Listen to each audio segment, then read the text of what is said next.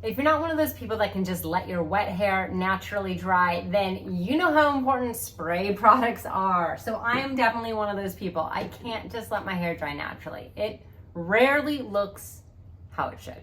So I'm all about the sprays. So when my hair's wet like this, I have a few that are my go-tos. One of the ones I really, really love, this is by Color Wow. This is called Dream Coat. You don't use it every single time you wash your hair, but about every other to every 3 times. Simple spray. And what I do is I just kind of spray it in below. This is an anti-humidity spray, so especially if your hair gets very frizzy in humid weather, this helps with that. So I like to spray this in throughout my hair.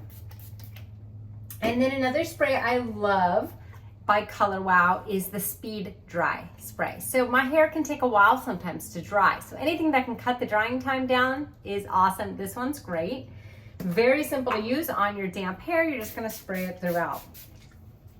Smells really nice. Easy, easy, easy to use.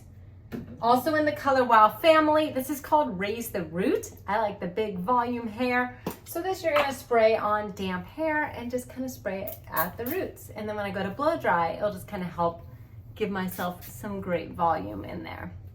So just kind of spritz that around at the roots.